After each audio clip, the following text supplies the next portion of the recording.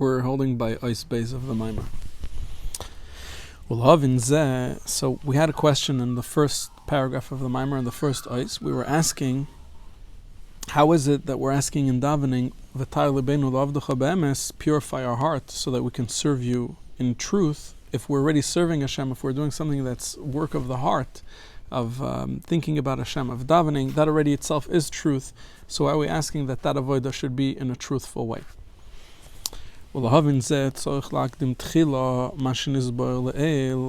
in order to understand this, we first have to preface what we already explained earlier.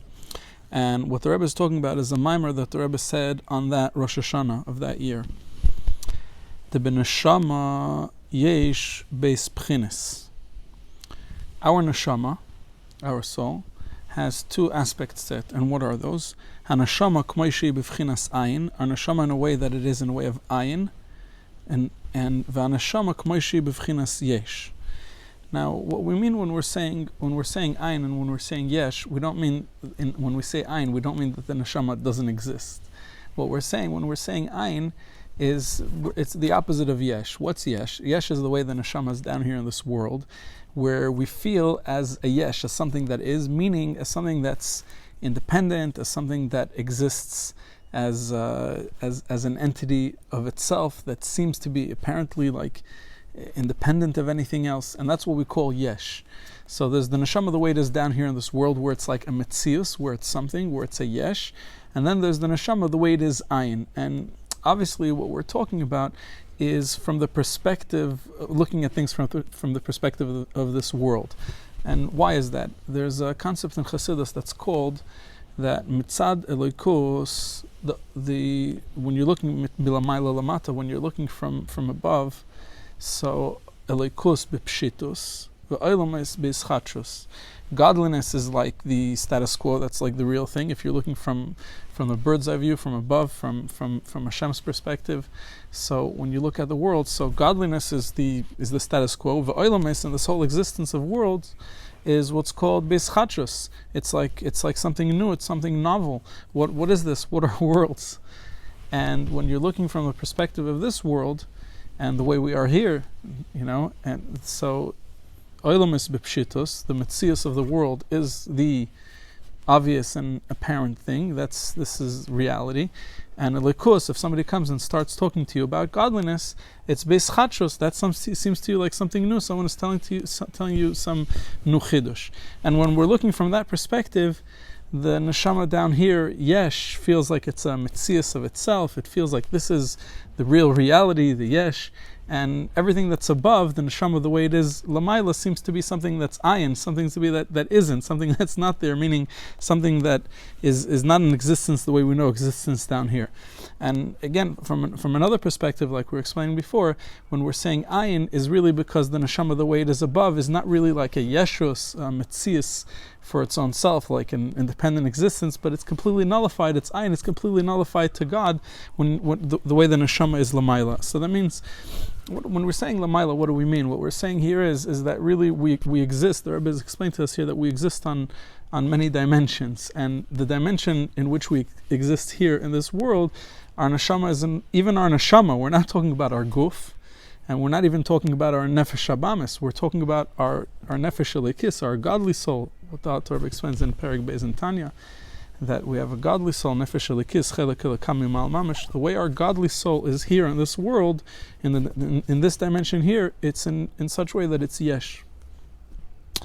However, the way our neshama is lamayla and above, in that dimension, it's in a way of ayin. It's in a way of like complete nullification to godliness, that we're not even like a distinct metzius, an entity, but it's completely nullified to Hashem. Where do we see this? The Rebbe says we see this in the morning when we say Birkas HaShachar. This is what we say in the morning. Neshama shenasato bi, the neshama that you put in me, Hashem. Tehoirahi, it's pure.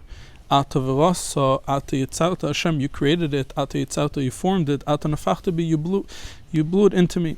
You blew life into me.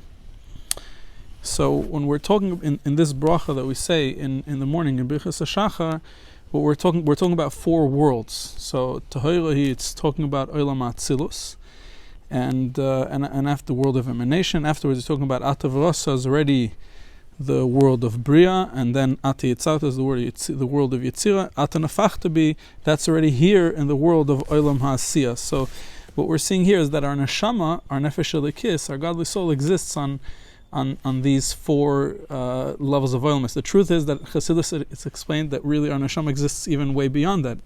But what we're talking about here is four general levels. When we're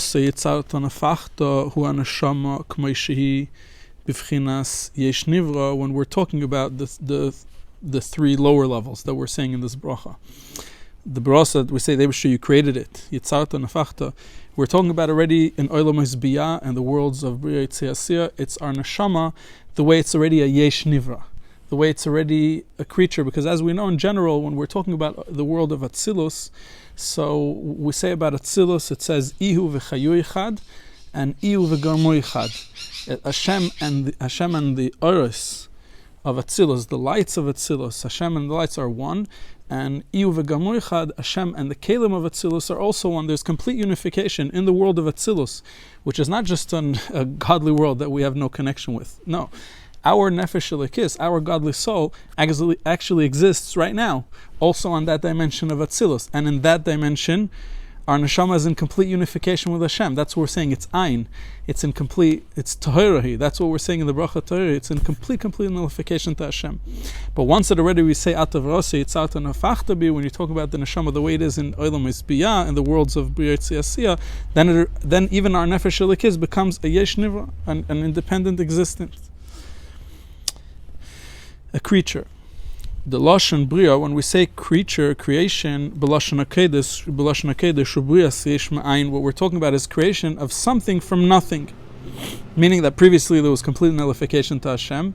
The neshama was like, you couldn't see it as an independent reality. We were completely engulfed and one with Hashem. But then afterwards, from that ayin, from that nullification, we come into yesh, into existence and reality. When we say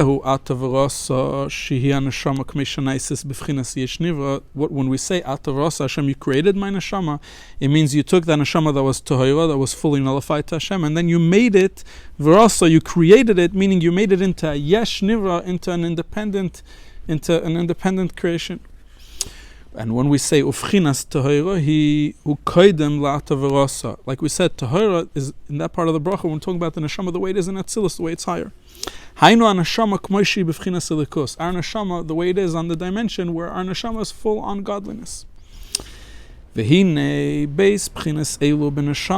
we're talking about these two levels of the neshama, the way we exist on the dimension of complete nullification to godliness, complete oneness with Hashem, and the way we exist on the dimension that we're a yesh, that we're already like a creature here in this world. Even our neshama, the way it is in this world, in Bria Yitzhak, and definitely in this world also, that our neshama is already a yesh nivra, it's a creature for itself, it's an existence. Even down here, the essence of our neshama is still godliness. We are actually godliness. This is the difference between our neshama and all other creatures.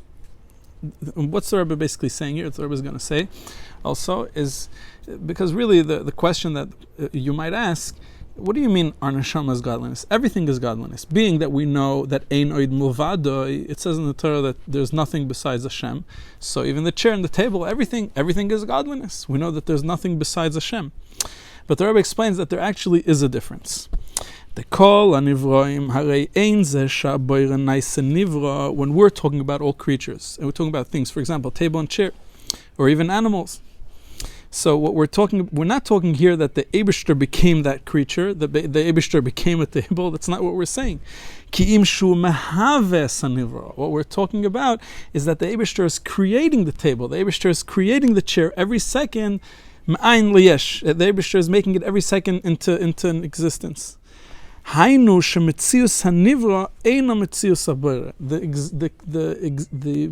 existence of this creature, of this table or chair, that isn't the existence of Hashem. It is something that Hashem is constantly creating. Even though there's nothing besides Hashem, everything is the Eibishter, meaning there's nothing that's outside of the Eibishter.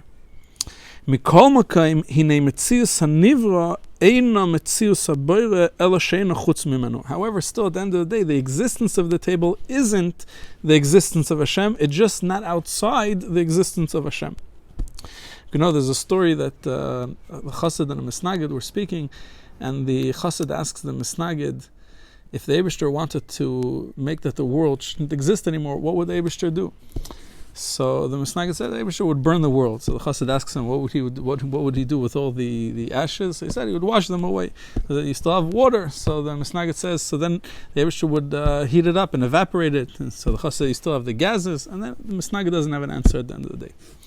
The Misnagid asks the Chassid, what would the Eibishter do if he wanted to make that there shouldn't be any more world, it shouldn't be olam? Chassid said very simple, he would just stop the asar ma'amaros. What does that mean? When the Eibishter said Vayomer Elokim Yehi Oil and etc., all the asar ma'amaros, like the Baal Shem Tov explains, and the Alter Rebbe brings this in the beginning of Shah Yichud Va'emuna, that Hashem is constantly creating the olamus, all those words, meaning the Alter Rebbe explains this is Chayes Eliki, it's godly life force, that Hashem is creating the world with these combinations of letters, and that's how Hashem makes that the world should exist. So Hashem is constantly creating. It's not just something He did b'Sheishes Simei Bereshis, but those words, so to speak, of Sheishes Simei Bereshis are constantly creating the world every second from new. And that means that Hashem is, like the Rebbe is explaining here in the Maamar, that the Eibishter is mehave the oilamis every second from new. However, when we're talking about the neshamas, we're talking about that we really are one with Hashem, like the Alter Rebbe explains in the beginning of Perek Beis in Tanya, and also that we know that it says in Zohar, Yisrael Araisa v'Kutrabrichu Kol Echad, and that the Neshamas and the Torah and Hashem, we're really all one. It says also, Im HaMelech b'Mlachta Yashvu Sham, we sat with the Eibishter in his craft while he was creating the world, and B'mi Nimlach, who did the Eibishter ask whether he should create the worlds or not, B'nishmiseim Shel Tzadikim, so we know that our Neshamas existed even before there was ever an Olam. So really, our Metzius as Neshamas is really not something separate from Hashem, but really we're one with Hashem, and we're way beyond the world. It's not something, Hashem is not mehave our neshama. Our neshama itself is itself godliness. It's a likus. Not only that it's not outside, there's nothing outside of the Eibishter, even the table and chair, but the table and chair, the Eibishter is mehave. Our neshama is not something that's being mishave, it's not something that's being made to be. Our neshama itself is godliness. Just like we said, that what the Rebbe is saying here in the Maamar is that our neshama is something that's called, this is explained in a few places in Chassidus, and this Maamar is one of them, is that our neshama is something that's called elikus shenais nivra. It's godliness, the way it's becoming like a creature. That's what it's like, meaning that our neshama in this world is, the way our neshama exists on the Atzilus level, it's all full on godliness. But once our neshama comes down into Bria, Yitzir, Asiya, and to this world, Asiya, Agashmis, so what happens is that it's a likus, that it becomes a nivra. That's what happens. Masha'inkin, the Rebbe continues in the Maamar, Mitzius and neshama is the existence of our neshama, our nefesh elikis here in this world. Hinezeh masha'ha likus atzmoi naisa b'vchinas mitzius the neshama. The Eibishter like brings himself forward to become kaviyachal like a metzius of a neshama. It's still godliness, it's still a likus, but it's a likus the way it's appearing in the form of a neshama. Amnam, however, afa shagam neshama k'moishi b'vchinas yesh. He gam ken a likus, even though our neshama, while it's here in this world, it's still a likus. It's not something separate from Hashem. It's still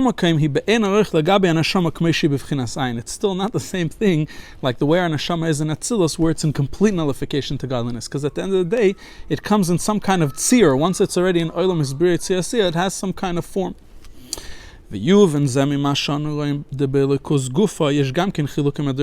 it's so hard for us to understand this with regards to the neshama, we see that the same thing is also with godliness in general. There's godliness the way it is way beyond all the order of creation of worlds. And then there's godliness the way it is within the order of worlds. The base madrigas elu, when we're talking about these two levels of godliness, these are two levels that are completely different ball fields. Like we say, Memala Kalaman, the Eibishter, the way he is filling the worlds, Kavyachal, and the way is Sevav Kalaman, the way is beyond all the worlds. So these are two different categories. When we're talking about godliness that's way beyond the worlds, that's godliness the way it is beyond all limitations. Shu blig vol bemis is really it's true infinity of the Eibishter. Or makol sheken sheina b'vchinas mitzias klal. We're talking about godliness that's way beyond all form of existence.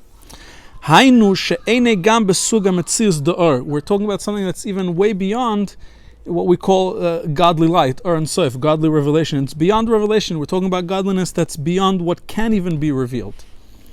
And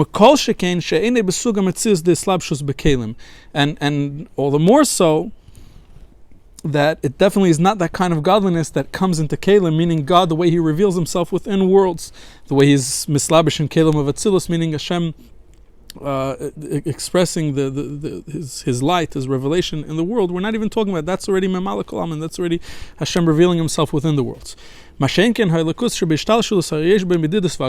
talking about godliness the way it is within the order of worlds, then you're already talking about godliness with the way it comes down within limitations. Like we say in Olam Atzilus, it's all good, and Olam Abriya you have mostly good, and Olam Yetzirah you have already a mitzias of mechza lemechza, half, and then Olam Asiyah is like we know Hashem given, but it's a matzav already where there's mostly choshech, but in the Geula it's going to turn all into Ur. We're already starting to see that.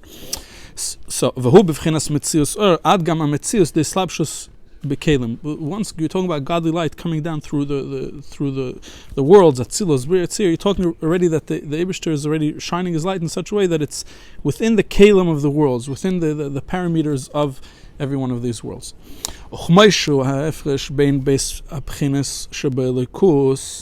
Just like we see that there is in godliness itself, we see the way godliness is way beyond all worlds, and the way godliness is within worlds. When you compare godliness the way it is within the order of worlds, and godliness the way it is beyond all order of worlds, so the more so that's the way it is with our neshamas. There's our neshama the way it is beyond all the worlds, or at least beyond the worlds of Bria Tziyasiyah when we talk about an Atzilus, and our neshama the way it is within Bria. Shanashamis shoshan ma'kelim. Where do our neshamas come from? From the kelim of Atzilus. V'yod lamata lislabish b'nefesh habamis, and our neshama came down into this world, and it's clothed inside a nefesh habamis, inside our animal soul. Ad gam b'vchinas tfisa b'nefesh habamis. We're already like caught in there. We're already like really integrated together with the nefesh habamis. There's definitely a difference the way our neshama here is in this world inside our nefesh habamis in comparison to our neshama the way it is above in a way of complete nullification to Hashem, the way our neshama is in Atzilus. The bichlalos, if we're talking generally, what